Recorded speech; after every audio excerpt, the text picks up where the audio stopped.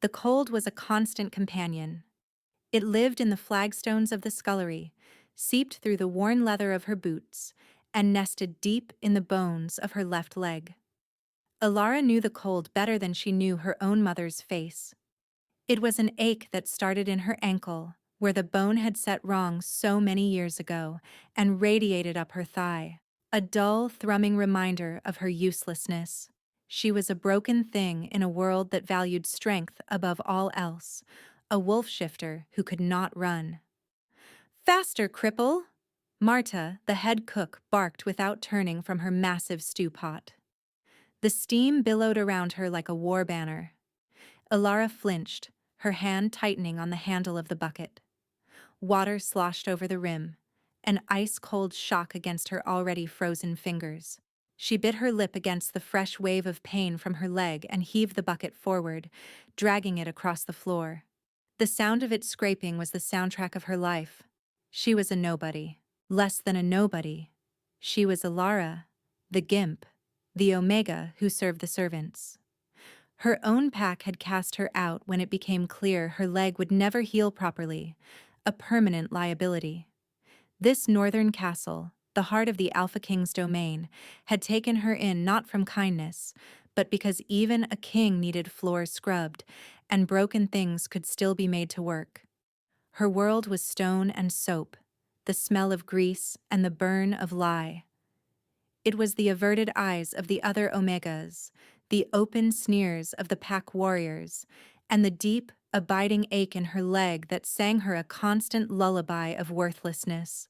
But even here, in the lowest dregs of the castle, there were whispers, whispers of the king, King Theron, the Alpha of Alphas, a ghost who haunted his own halls. They said he was immense, powerful, a god in wolf form. They also said he was cursed. Centuries old, yet he had no queen, no Luna. His first family, a wife and child, had been lost in a plague 100 years ago, and he had been a creature of ice and fury ever since. He lived in the North Tower, a spire of black stone that clawed at the perpetually gray sky. No one went there. No one was permitted. He took his meals alone, if he ate at all. He spoke to no one but his council, and even then, his words were said to be shards of winter. Alara emptied her bucket, the dirty water swirling down a drain with a greedy gurgle. She straightened, a fresh agony shooting up her spine. For a moment she allowed herself to look out the narrow scullery window. It faced the courtyard, and beyond it, the North Tower stood in silent judgment. She wondered what it was like, to be so powerful and so alone. The thought was a strange comfort. It made her own loneliness feel a little less singular. The door to the scullery crashed open. 2 guards clad in the silver and black of the king's personal guard filled the doorway. Their presence was so jarringly out of place that the entire kitchen fell silent. Even Marta's ladle stilled. Their eyes, the cold, hard eyes of predators, scanned the room. Alara instinctively tried to make herself smaller, to fade into the damp stone. Useless things were supposed to be invisible. One of the guards, a man with a scar that bisected his eyebrow, pointed directly at her. "You, the broken one." Fear, cold and sharp, lanced through her, eclipsing even the pain in her leg. This was it. She had been too slow. She had dropped something. She had finally exhausted the very limited patience of the pack. They were going to cast her out into the snows. No one survived the winter outside the walls. I'm sorry," she whispered, her voice a thread of sound.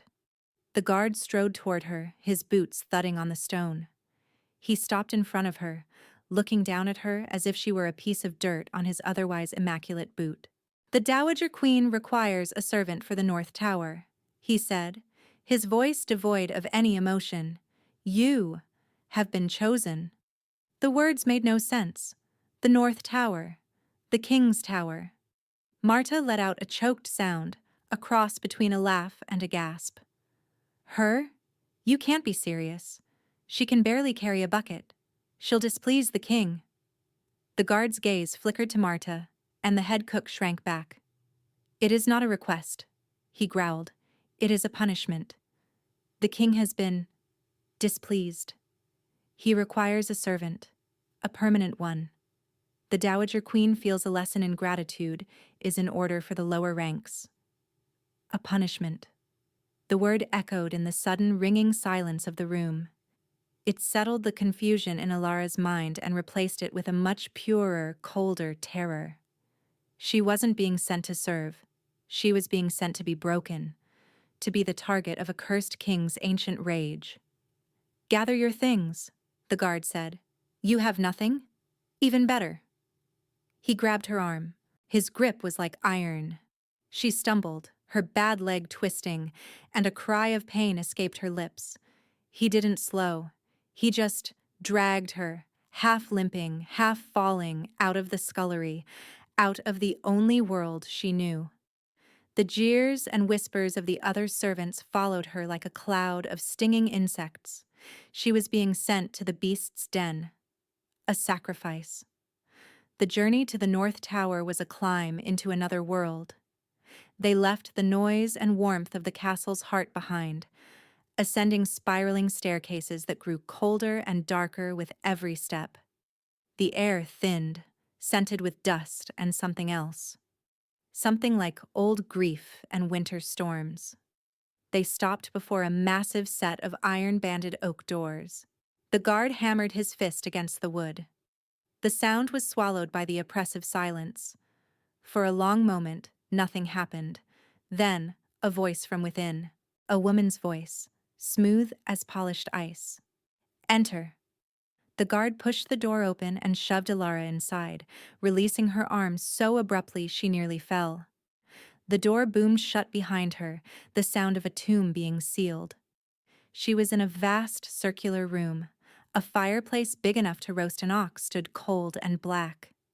Dust motes danced in the single beam of light from a high, arched window. The room was filled with furniture shrouded in white cloths, like a city of ghosts. And from the shadows, two figures emerged. One was a woman of severe, ageless beauty. Her hair was a silver so pure it seemed to glow, braided in an intricate coronet. Her gown was the color of a winter night sky. This had to be the Dowager Queen, Lyra. Her eyes, the same gray as the king's, swept over Alara, cataloging her torn dress, her trembling hands, her twisted leg. There was no pity in them. The other figure. He was the reason the air felt thin. King Theron. He was a mountain. Not just tall, but broad, powerful, a being of pure physical dominance. His hair was black as a raven's wing, streaked with the same silver as his mother's. He wore simple black clothes, but they did nothing to hide the cabled muscle beneath. He wasn't looking at her. His gaze was fixed on the cold fireplace, his expression carved from granite. But his presence was a physical weight, pressing down on her, stealing the air from her lungs. This was the alpha of alphas. His power was not a whisper, it was a silent, deafening roar. Your Majesty, the Dowager Queen said, her voice a silken thread. As you requested, a servant. The king did not move, he did not speak.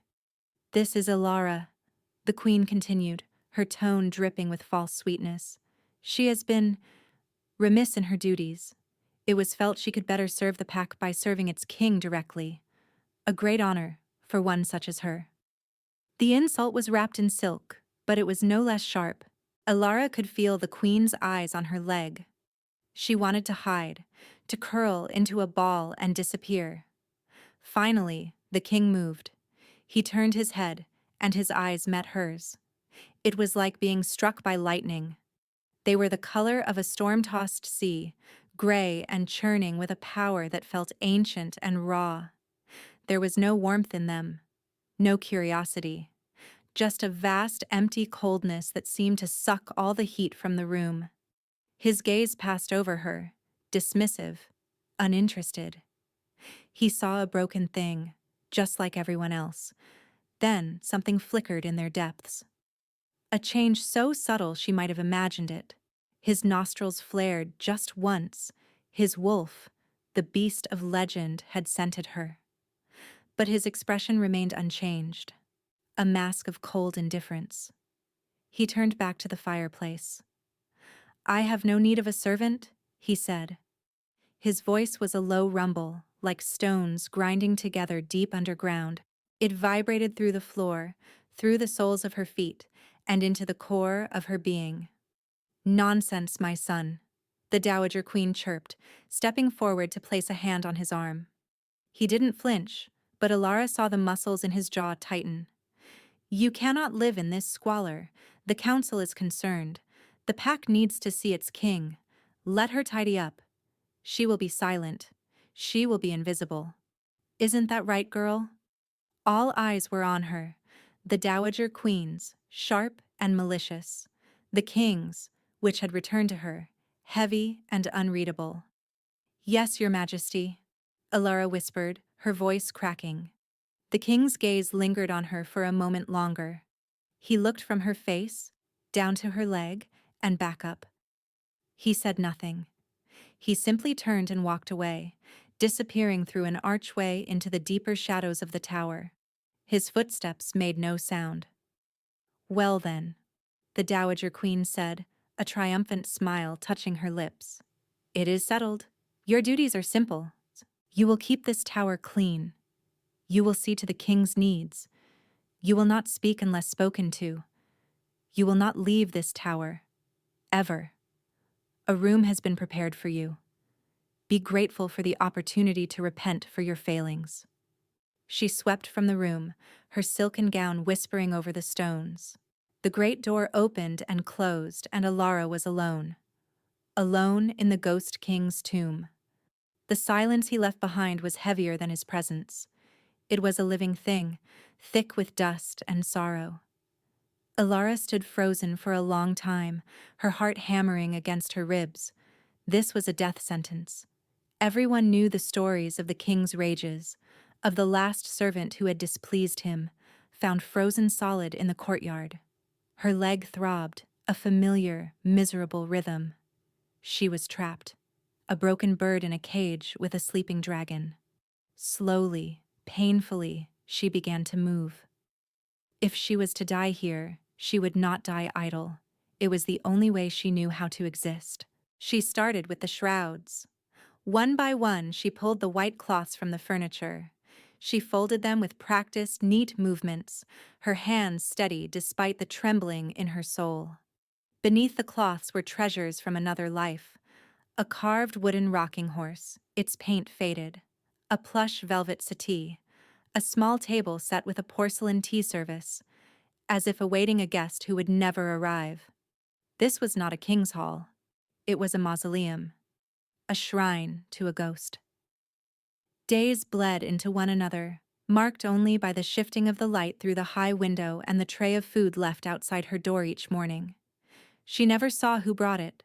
Her world had shrunk to the cold stone of the North Tower, and the king.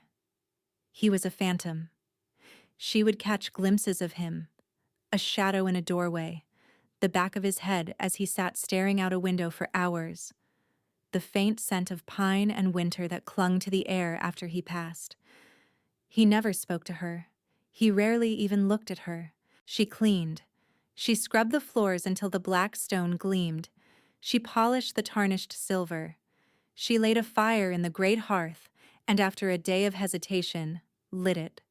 The warmth that filled the room felt like a sacrilege.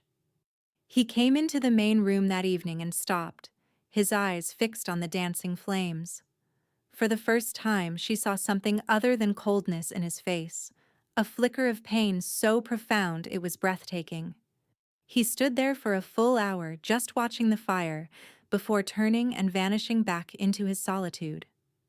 She began to see him not as a monster, but as a man drowning in a sea of grief. The tower wasn't his fortress. It was his prison, self-imposed.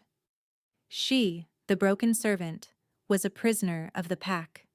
He, the mighty king, was a prisoner of his own past. The thought was a strange, unwelcome thread of connection. One evening, she found him in the room with the rocking horse. He was standing before it, his huge hand resting on its carved head, his shoulders slumped. The silence in the room was so heavy with sorrow that it felt hard to breathe. She should have backed away. She should have made herself invisible.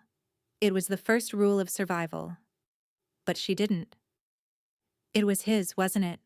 she whispered, the words leaving her lips before she could stop them. He froze. The stillness that came over him was terrifying. It was the stillness of a wolf before it strikes. Slowly he turned his head, his storm-gray eyes fixed on her, and for the first time, they were not empty. They were blazing with a cold, contained fury. "You will not speak of him," he growled, his voice a low, dangerous vibration. Fear, sharp and absolute, seized her. This was it. This was the rage. She had broken the rules. She had touched the sacred wound.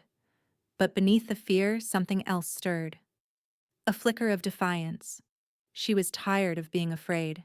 She was tired of being a ghost among ghosts. "Why?" she asked, her voice shaking but clear. "Because he is gone? Or because you are afraid you will forget him if you don't keep him locked away in this cold, silent tomb?" The air crackled. The power rolling off him was immense, a physical force that made her want to fall to her knees. His eyes narrowed, glowing with a faint, dangerous light. He took a step toward her. She stood her ground, her hand instinctively going to her aching leg, a familiar anchor in a sea of terror. "You know nothing of grief, broken girl," he snarled, his voice dripping with contempt. The words should have broken her. Everyone had called her broken. It was the truth. But hearing it from him, in this place of shared sorrow, it didn't cut. It glanced off. "I know what it is to be haunted," she said, her voice quiet but firm.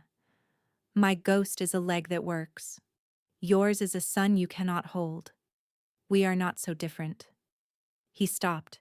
He was only a few feet from her now, close enough that she could feel the heat radiating from his body, a stark contrast to the coldness of the tower. He stared at her, his expression a maelstrom of shock, fury, and something else she couldn't name. No one had ever spoken to him like this. She knew it with absolute certainty. No one had dared. He searched her face, his gaze intense, stripping away her defenses. He was looking for fear, for the subservience he was used to. He found fear, yes, but he also found something else, an honesty she hadn't known she possessed. The fury in his eyes receded, replaced by a deep, weary confusion. He looked at her, truly looked at her, for the first time. He saw the defiance in her chin, the exhaustion in her eyes, the faint tremor of her hands. "Who are you?" he breathed, the question not one of rank, but of substance. "A servant, Your Majesty," she replied, the formal address a stark contrast to the intimacy of the moment. "A punishment." A muscle in his jaw clenched. "You are not a punishment," he said, his voice rough. "You are a reckoning." He turned and strode from the room, leaving her trembling, her heart a wild drum against her ribs. She had faced the dragon in his lair and had not been devoured. Something had changed. The air in the tower was still cold, but the silence was different. It was no longer empty. It was filled with the weight of words spoken, of a truth acknowledged. He started to exist. He would appear in the main room when she was cleaning, sitting in one of the shrouded chairs, watching her. He didn't speak, but his presence was a constant, unnerving pressure. She could feel his eyes on her as she dragged her bad leg across the floor, the familiar scrape and drag amplified in the silence. She hated it. She hated the way he watched her pain. One morning, she entered the main room to find a small cushioned stool placed by the hearth. It was simple, unadorned, but it was new. It hadn't been there before. She looked at it, then toward the archway where he often stood. He was not there. Hesitantly, she went about her duties. But after an hour of standing, her legs screaming in protest, she gave in. She sat on the stool. The relief was so immediate, so profound, that she almost cried. From her new vantage point, she could polish the andirons without kneeling, a small mercy that felt like a miracle.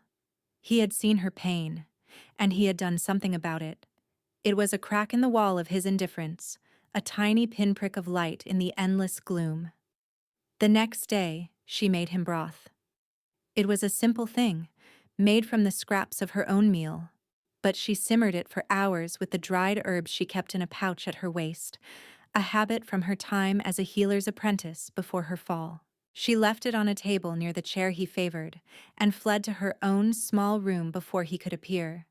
She expected to find it cold and untouched later. Instead, the bowl was empty. They began a silent conversation, a cushion for her leg, a hot broth for his soul, a blanket left on her cot, thick and warm, a book left open for him, a story of old heroes she thought he might like. They were no longer adversaries. They were two lonely creatures, circling each other warily in a shared cage. The Dowager Queen, Lyra, visited one afternoon. She found Alara dusting the carved mantelpiece, the room warm and bright from the fire. A faint frown touched Lyra's perfect lips. "You have been busy," she said, her voice smooth. "The place is almost habitable." "I do as I am commanded, Your Majesty," Alara said, keeping her eyes down. "Indeed." Lyra glided through the room, her fingers trailing over the polished wood. "My son seems calmer, less volatile. You have a soothing effect, it seems." "For a broken thing." Alara said nothing. She knew a trap when she heard one. "He has not harmed you?" Lyra asked, her voice laced with false concern. "The king has been distant," Alara answered carefully. "Good," Lyra said, her smile not reaching her eyes. "That is for the best. Remember your place, girl. You are here to serve. Nothing more. Do not get ideas above your station. A king may find a new toy amusing for a time, but toys are always, eventually, discarded." The threat was clear. Lyra left as she had come, a whisper of cold air and expensive perfume, leaving Alara feeling chilled to the bone. That night, Theron spoke to her again. She was banking the fire, her leg aching fiercely after Lyra's visit had forced her to stand for an hour.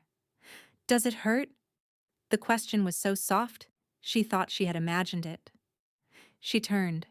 He was standing in the shadows, his face unreadable. "My leg?" she asked stupidly. "Yes." She hesitated. The truth was a vulnerability she couldn't afford. "It is an old injury, Your Majesty. I am used to it." "That is not what I asked," he said, stepping into the firelight. His gray eyes were fixed on her, intense and unwavering. She looked away at the flames. "Yes," she whispered. "It hurts." He was silent for a long moment. "There are healers in the castle, the best in the 7 kingdoms." Alara gave a short, bitter laugh. "They have seen it. Long ago. They said it was a sign of weak blood, that a true wolf would have healed clean. They said it was my fate." His hands clenched into fists at his sides. A low growl rumbled in his chest, a sound of pure fury. It wasn't directed at her. It was directed at the world that had broken her and called it fate. "Ah, fate," he snarled, the word a curse. "Fate is a cage for the powerless." "We are all in a cage, Your Majesty," she replied quietly. "Yours is just bigger than mine." He stared at her, the anger in his eyes slowly replaced by a raw, aching sorrow that mirrored her own. In that moment, he was not a king, and she was not a servant.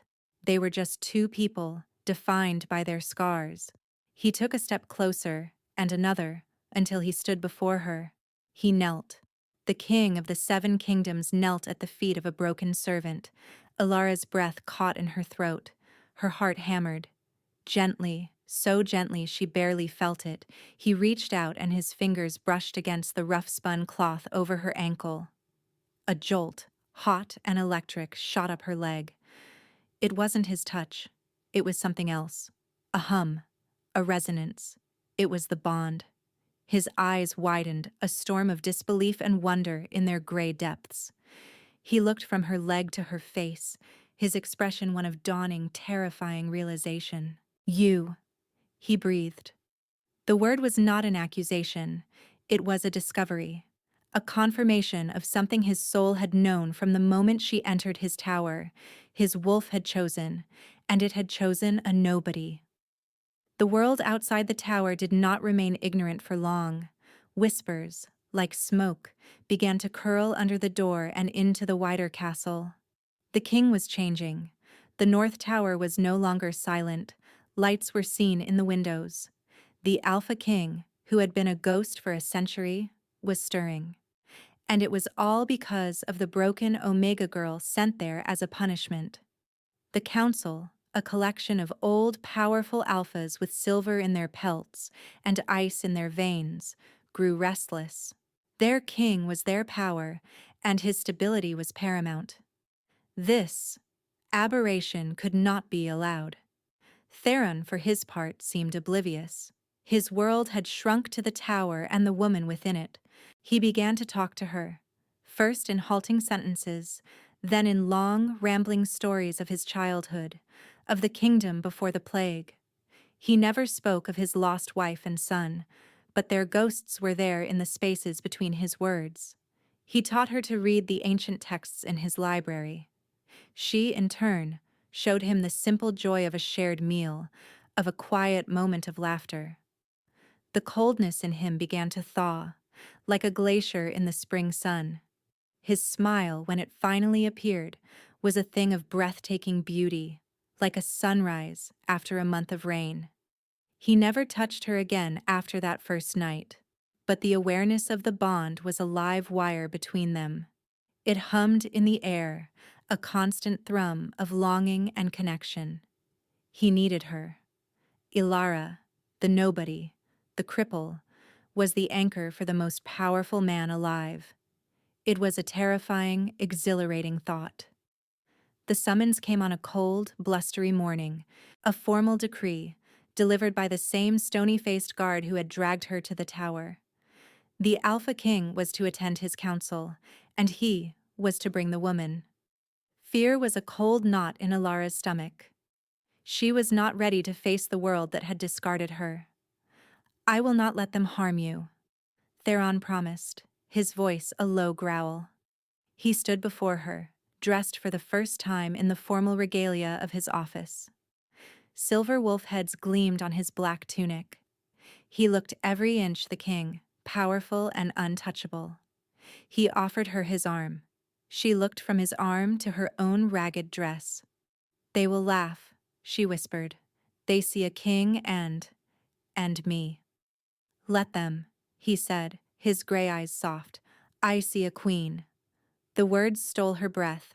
He didn't wait for her to take his arm. He simply scooped her up, as if she weighed nothing, and carried her from the tower. The walk to the council chambers was a torment. Every eye in the castle was on them. Gasps, whispers, and outright glares followed them. She buried her face in his shoulder, the clean scent of pine and winter a small island of safety in a sea of hostility. The council chamber was a cold, imposing amphitheater of stone. At its head sat the Dowager Queen Lyra, her face a mask of serene concern. The council members, a dozen silver-furred alphas, sat on carved stone thrones, their faces grim. Theron did not put her down. He walked to the center of the room, holding her, and faced them all. Lord Valerius, the oldest and most influential of the council, rose. "My king," he began, his voice like stones grinding, "we are glad to see you among us, but you bring a distraction. The pack is restless. They see their alpha secluded with an omega of no standing, a broken one. Her name is Alara, Theron said, his voice dangerously quiet. Her name is irrelevant, another lord sneered. Your wolf has chosen a nobody, a cripple. Is the great line of Theron to be polluted by such weakness? The insult, so raw and public, hit her like a physical blow. She flinched in Theron's arms. Theron's jaw tightened. The temperature in the room dropped. A low growl began to build in his chest, a sound that promised violence. He looked at the sneering lord, his eyes glowing with feral light. Wolves, Theron said, his voice a cold, clear bell of absolute authority that cut through the tension. Don't lie. He set her on her feet, but kept a steadying hand at her back. My wolf, my soul, has chosen her. She is my mate. She will be your queen. A wave of shock and outrage washed through the chamber. This cannot be, Valerius roared. She is of no line. She is defective. The bond will be weak, a mockery. It will endanger us all. It was then that the Dowager Queen made her move. She rose, her face a mask of sorrow and regret. My son, my dear, misguided son, she said, her voice trembling with manufactured emotion. I had hoped to spare you this, to spare her this public shame, but Lord Valerius is right. It is worse than you know. She turned her gaze on Alara, her eyes filled not with sympathy, but with cold, reptilian triumph. This girl is not just of a low line, Lyra announced to the stunned council.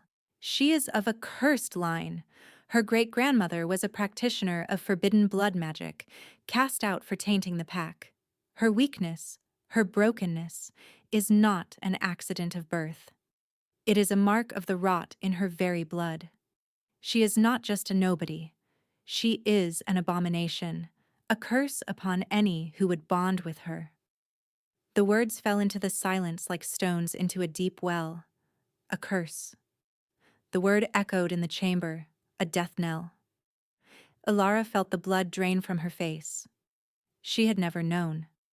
No one had ever told her. All she had ever known was the pain, the shame. The council erupted. The alphas were on their feet, snarling, their fear and prejudice ignited. An abomination! She will destroy him! Sever the bond! The sheer force of their collective doubt, their fear, their hatred, was a physical wave of power. It slammed into Theron. He staggered. A gasp tore from his lips. The hand at her back faltered. Theron? She whispered, her voice laced with panic. He looked at her, his eyes wide with a sudden terrible agony. The vibrant connection of the bond, the thing that had been a warm, humming presence between them, was suddenly a conduit for poison. The pack's doubt, funneled through the council, amplified by his mother's revelation, was pouring into him. The bond, he choked out, clutching his chest. It's tearing. The Alpha King's strength was intrinsically tied to the faith and unity of his pack. For a century, his grief had been a wall, protecting him. His connection with Alara had opened him up, made him vulnerable again. And now, his mother had used that vulnerability to drive a poisoned dagger straight into his heart. He collapsed. He didn't just fall, he folded in on himself, a mountain crumbling to dust, his huge frame hitting the stone floor with a sickening thud. A frost, a literal rime of ice, spread from his body, creeping across the stone. His breath plumed in the air, once, twice, and then stopped. The chamber fell into a horrified silence. The healers rushed forward but recoiled as they neared him. The cold, one cried. It's deep winter cold. We can't get near him. Alara fell to her knees beside him.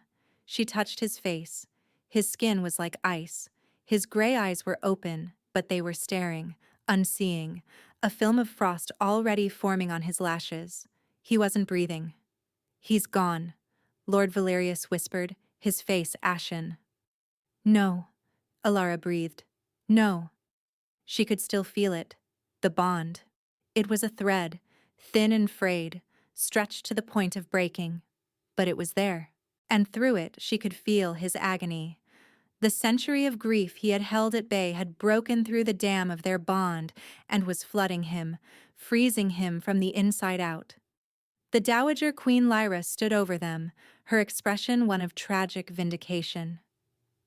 I warned him, she said, her voice breaking. I tried to save him from this. Love killed his first family. I would not let it kill him too. Alara looked up at the woman, and in her cold, triumphant eyes she saw the truth. Lyra hadn't been protecting him. She had been preserving his grief, his isolation. She preferred a cold, living monument to a happy, vulnerable man. She had seen Alara not as a threat, but as a cure she could not allow. You did this, Alara whispered, her voice raw with a dawning rage. The girl's cursed blood did this, Lyra corrected smoothly. She has killed our king. The council lords looked at her with hatred. She was the cause, the abomination, her fault. The words hammered at her, confirming everything she had ever believed about herself. She was worthless. She was a curse. And she had just destroyed the only person who had ever looked at her and seen something more. The pain in her heart was a physical agony, far worse than the ache in her leg. It was a gaping black hole of despair. Lyra was right. She had killed him. Her love, her very existence, was a poison. She looked down at his beautiful frozen face, at the lips that had called her his queen, at the eyes that had seen past her brokenness, and a terrible, quiet resolution settled over her. If her life was a curse to him, then perhaps her death could be a blessing. She laid her hands on his chest, over his still heart. The cold was so intense it burned her skin, but she didn't pull away. She closed her eyes, shutting out the horrified faces of the council, the triumphant face of his mother. She focused on the thin, fraying thread of their bond. I'm sorry, she thought, pouring all of her love, her regret, her despair into the words. I'm so sorry I wasn't enough. I'm sorry I was broken. She had nothing to offer him. No power, no magic, no noble bloodline. Just a broken body and a worthless life. But it was hers to give. Let him live, she begged to whatever cruel gods were listening. Take me instead. Let my life pay the price. Let him be free of me. Let him be free of the pain. She felt a shift inside her, a letting go, an acceptance. She was accepting her own death, choosing it willingly, not as a tragedy, but as a final desperate act of love.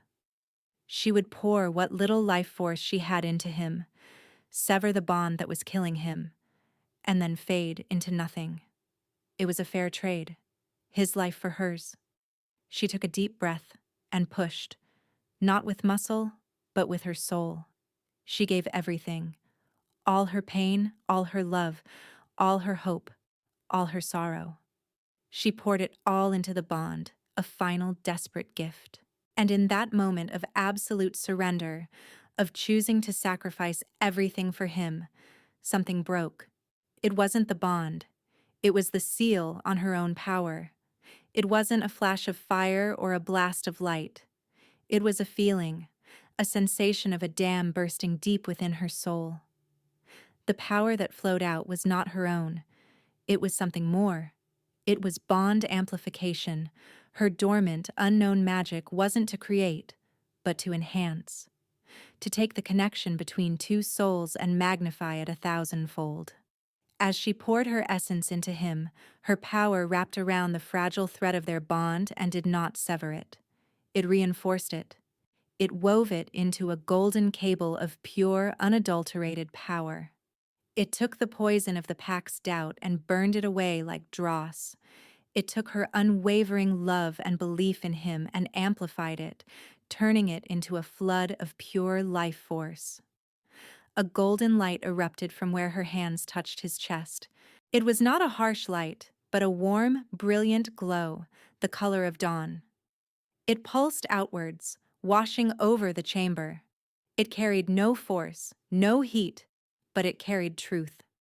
Every wolf in the room felt it.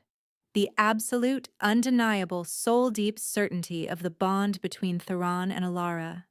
It was not weak. It was not a mockery.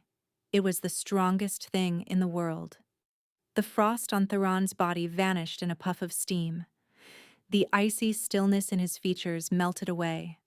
A deep, shuddering breath tore through his lungs. His eyes, which had been dull and lifeless, blazed to life, but they were no longer the color of a winter storm. They were the color of molten gold, glowing with a power that was ancient, primal, and utterly, completely whole. He sat up, his hand covering hers on his chest. He looked at her, and the love in his eyes was so powerful it buckled her knees. Alara, he breathed. He was not just alive, he was more alive than he had been in a century. The grief that had haunted him, the coldness that had been his shield, was gone, burned away by the pure, amplified power of her love. The council lords stared, their faces a mixture of terror and awe. They had witnessed a miracle. The Dowager Queen Lyra stumbled back, her face a mask of disbelief and horror. Her plan had not just failed, it had backfired spectacularly. She had tried to use Alara's curse to destroy the bond, and in doing so, had triggered the very power that perfected it. Theron rose to his feet, pulling Alara up with him. He did not release her. He kept her tucked against his side, a protective, possessive gesture that was both a comfort and a declaration. He turned his golden gaze upon his mother. "You," he said, and his voice was no longer the rumble of stones. It was the deep, resonant thunder of a coming storm. "You, who claim to love me, would see me entombed in grief rather than healed by love. You tried to poison my soul against its other half." "I did it to protect you!" she shrieked, her composure finally shattering. "Love is a weakness. It makes you vulnerable. It killed your father. It killed your son." "No," Theron said, his voice dropping to a dangerous calm. "A plague killed them. Your fear, your bitterness, has kept me dead with them for 100 years. My mate," he said, his arm tightening around Alara, "has just given me back my life." He looked at the council, his golden eyes sweeping over them, pinning each of them in place. "My wolf chose, and as I said, wolves do not lie. Her blood is not a curse, it is a key. She does not weaken the bond, she completes it. She is my queen, my Luna, my soul. Anyone who objects can take their concerns to my dungeons." He looked down at Alara, his gaze softening, the power in his eyes tempered by a love so profound it made her want to weep. "Are you all right?" She could only nod, her throat tight with emotion. The power, her power, was still humming through her, a warm, steady presence. It felt right. It felt like coming home to a part of herself she never knew was missing. "Then come," he said softly. "Let us leave this place of ghosts." He turned, and with Alara held firmly at his side, he walked from the council chamber. The lords, even Valerius, bowed their heads as they passed. They were not bowing to a king. They were bowing to a power they could not comprehend, but could no longer deny. Weeks later, the castle was a different place. Laughter echoed in halls that had only known silence. The fires were lit, the tapestries were cleaned, and the scent of baking bread replaced the smell of dust and sorrow. The North Tower was no longer a tomb, but the heart of the castle, the home of the Alpha King and his queen. Alara stood on the balcony of their chambers, looking out over the snow-dusted kingdom. A thick, fur-lined cloak was draped over her shoulders, a gift from Theron. Her legs still ached, sometimes. The bones were still misshapen, but the pain was a dull echo now, not a roaring fire. It no longer defined her. A pair of strong arms wrapped around her from behind, and she leaned back into the solid warmth of his chest. Theron rested his chin on her head, his own gaze on the horizon. "What are you thinking about?" he asked, his voice a soft rumble against her ear. "Your mother," Ilara admitted. Theron had not imprisoned her. He had exiled her, sent her to a remote southern monastery, a punishment of quiet reflection rather than cold vengeance. It was a sign of the new king he was, the man she had helped him become. "She made her choices," Theron said, his voice free of the anger it once would have held. "She chose fear. We chose love. I think we got the better deal." Ilara smiled, turning in his arms to face him. "I think so too."